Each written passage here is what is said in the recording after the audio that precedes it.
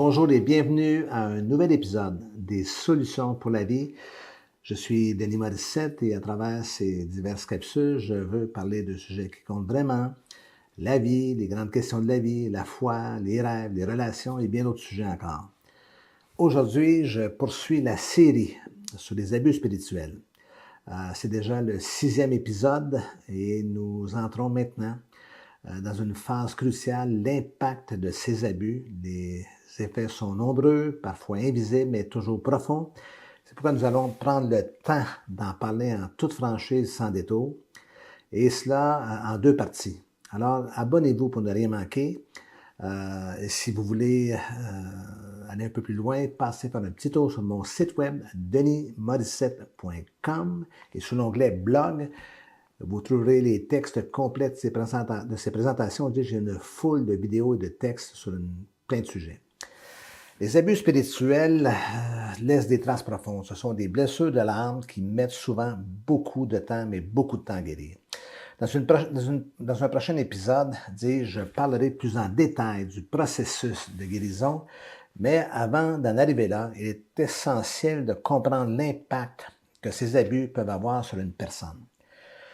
Si, de par le passé, vous avez été exposé à des formes d'abus, il se peut que vous vous reconnaissiez dans ce que je vais décrire. Et cela peut produire deux effets importants. D'abord, certaines blessures enfouies pourraient refaire surface. Vous savez, j'ai lu récemment une phrase qui m'a fait sourire un peu, sourire par sa vérité. Contrairement aux ordinateurs, nous, les humains, ne pouvons pas effacer notre historique. Et cela est tellement vrai.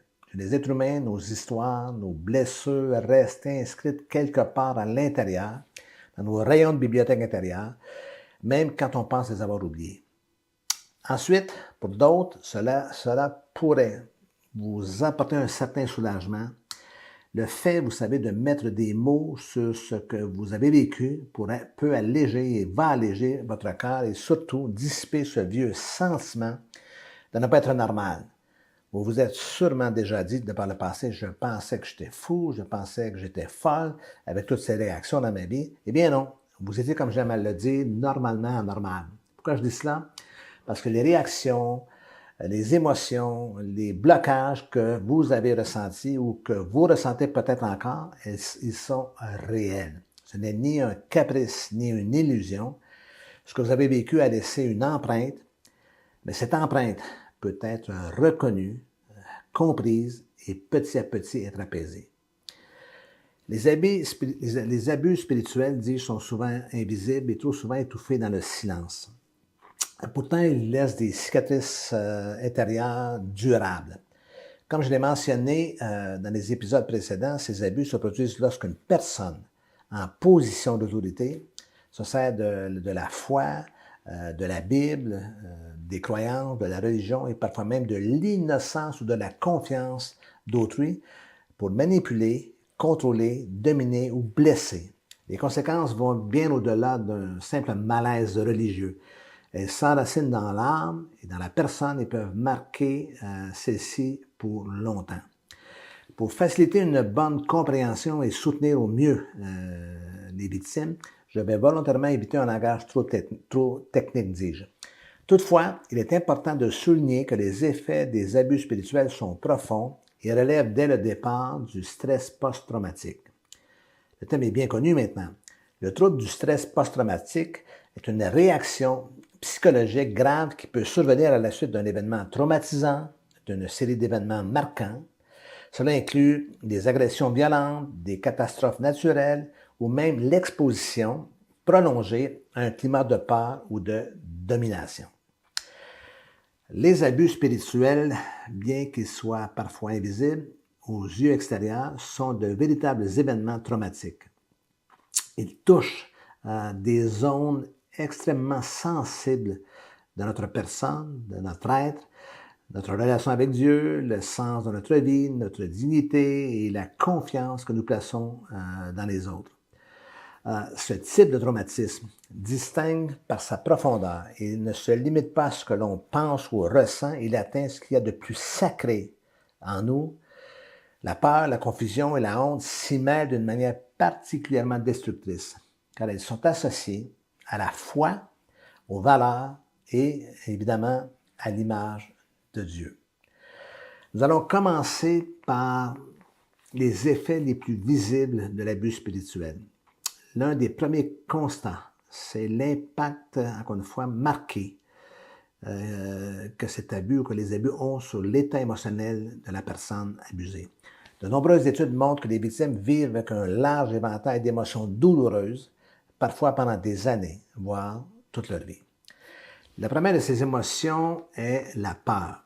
C'est l'émotion dominante chez bon nombre de victimes. Dans certains cas, elle devient paralysante, les empêchant de s'exprimer, de faire confiance ou d'avancer dans la vie. Elles craignent de la part de l'abuseur la perte de leur réputation, le rejet de leurs amis ou de l'Église. Elles se posent des questions comme « À qui puis-je parler en toute sécurité maintenant? Et si la personne à qui je me confie se retourne contre moi? Ou encore, est-ce que je vais un jour me remettre de cette douleur? Est-ce que ma vie va pouvoir reprendre son cours? Sera-t-elle jamais la même? » La peur devient une arme entre les mains de l'abuseur. Et souvent, les autres membres de l'Église se taisent parce qu'ils ont vu ce qui arrive à ceux qui osent parler. Donc, il y a la peur en premier. En second lieu, il y a la colère. Cette autre émotion fréquente. Une colère profonde, encore une fois, insidieuse, souvent nouvelle, parfois même déconcertante pour la victime.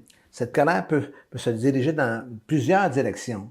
Elle peut se diriger contre l'abuseur, bien sûr, pour les blessures infligées, contre les responsables de l'Église qui n'ont rien fait, contre des amis qui ont tourné le dos, contre les mensonges et les attaques subies, contre l'absence de justice.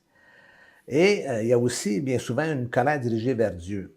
Pourquoi, Seigneur, tu n'as pas empêché cela? Pourquoi n'as-tu pas confronté celui qui m'a abusé? Pourquoi moi? Et parfois, vous savez, la colère se retourne contre soi-même. Pourquoi ai-je laissé faire? Comment ai-je pu être aussi aveugle et aussi crédule? Il y a la honte. La honte, je vais en reparler subséquemment aussi. Comme c'est le cas pour les victimes d'abus physiques ou d'abus sexuels, les personnes qui ont subi des abus spirituels ressentent aussi une honte profonde. C'est une émotion paradoxale, que les victimes, évidemment, ne sont pas responsables de ce qu'elles ont vécu. Et pourtant, la honte les habite, pour deux raisons principales. D'abord, elles finissent par se demander si tout cela n'est pas un peu de leur faute. Cette personne d'autorité qui l'a abusé l'a aussi abreuvé d'accusations. Tu es rebelle, tu l'as cherché, c'est toi le problème, ce n'est pas moi. Ce conditionnement, une forme de ce qu'on appelle de façon très actuelle le gaslighting, c'est une forme de gaslighting spirituel, finit par semer le doute dans leur esprit. Même longtemps après, les paroles toxiques du pasteur ou du leader restent présentes comme une bande sonore, comme une cassette difficile à faire taire qui se déroule constamment dans notre esprit. Elles luttent, ces personnes, pour ne pas croire ces mensonges. Ensuite vient ce que j'appelle la honte sociale.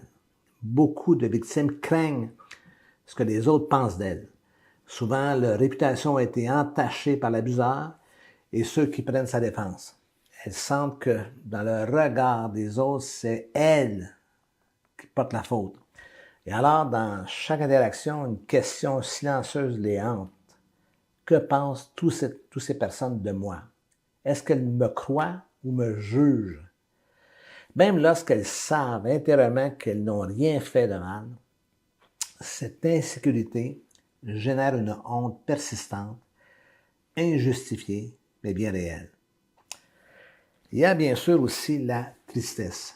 La tristesse liée à l'abus spirituel est souvent silencieuse et persistante. Ce n'est pas seulement une tristesse passagère, c'est un deuil parfois multiple.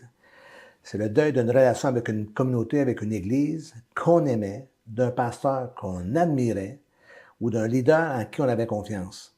Il y a aussi un deuil que je qualifie de spirituel, ce que devait être l'Église, l'amour fraternel, la vérité partagée.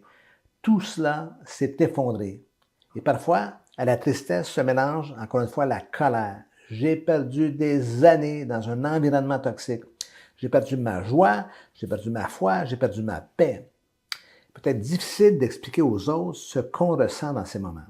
À la tristesse s'ajoute la solitude, seul avec sa peine, incompris ou incomprise par ceux qui ne voient pas et ne comprennent pas. Il y a aussi la culpabilité. La culpabilité est une compagne fréquente des personnes ayant vécu un abus spirituel, même si en réalité elles ne sont pas coupables, elles ne sont coupables de rien. Mais dans leur esprit, plusieurs pensées culpabilisantes tournent en boucle encore une fois. Ils se demandent pourquoi ai-je laissé faire aussi longtemps? Pourquoi n'ai-je pas parlé plus tôt? Est-ce que j'ai mal interprété ce qui s'est passé? Or, beaucoup se reprochent leur naïveté, leur silence, leur loyauté envers un leader qui les a blessés.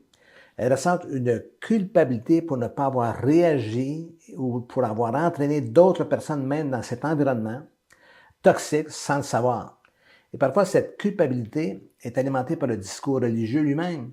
On leur a dit qu'elles devaient pardonner immédiatement, ne pas diviser le corps de Christ, ne pas menacer l'œuvre de Dieu, ne pas juger un homme de Dieu. Alors, elles se sentent coupables de ressentir quoi que ce soit. Même leurs émotions deviennent suspectes à leurs propres yeux.